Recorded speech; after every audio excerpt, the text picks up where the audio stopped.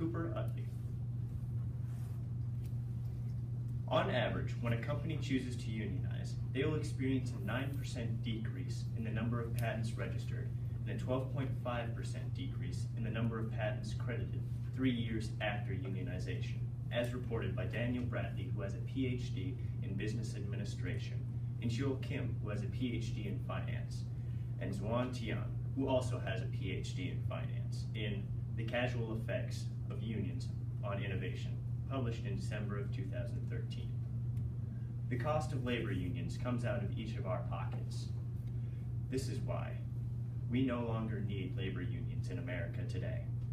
First, I will talk to you about the effects that labor unions have on innovation and the cost to consumers. Second, I will talk to you about the unemployment rate and union membership rates within the public and private sectors. Now let's take a look at the effects that labor unions have on innovation. To show the effects that labor unions have on innovation, I looked at the study, The Causal Effects of Labor Unions on Innovation.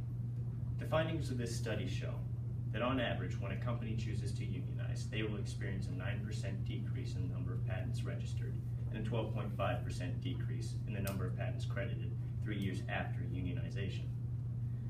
This shows a decrease in research and development.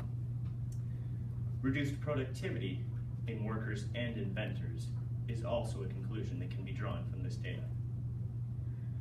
When wages and employment are guaranteed through unions, workers lose the motivation to do their job to the best of their ability.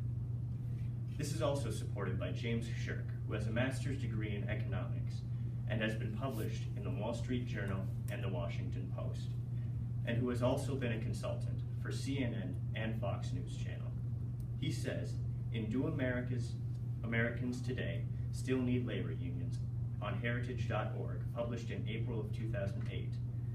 Because the union negotiates collectively, the same contract covers every worker, regardless of his or her personal productivity or efforts. When this happens, products of lesser quality are supplied to you, the consumer, at a higher price. You pay more for less. Now that we have examined the effects that labor unions have on innovation, we'll take a look at the unemployment rate and the unionization rates of the public and private sectors. The public and private sectors are separated by one key feature.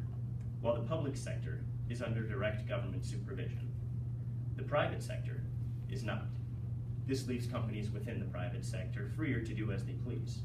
Now, this could lead some to believe that companies within the private sector don't treat their employees as well.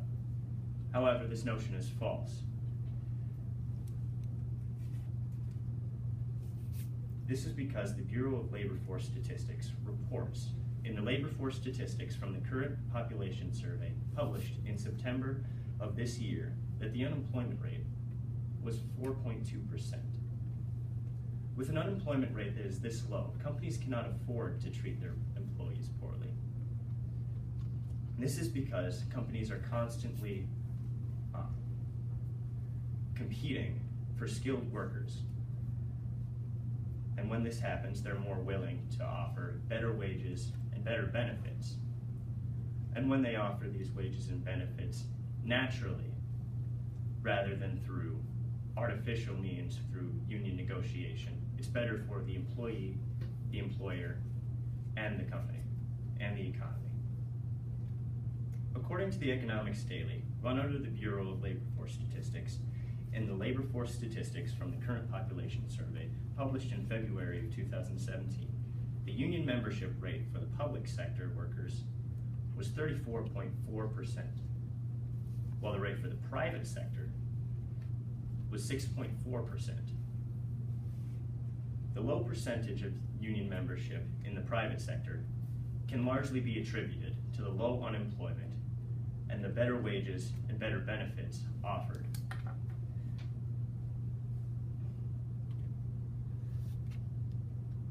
Today, we have examined the effects that labor unions have on innovation and their costs to you. And second, the unemployment rate and the unionization rates of the public and private sectors. When fewer and fewer patents are registered because of union inefficiency, the cost is passed to you. Now this, coupled with decreasing union membership in the private sector, shows us that we no longer need labor unions in America today.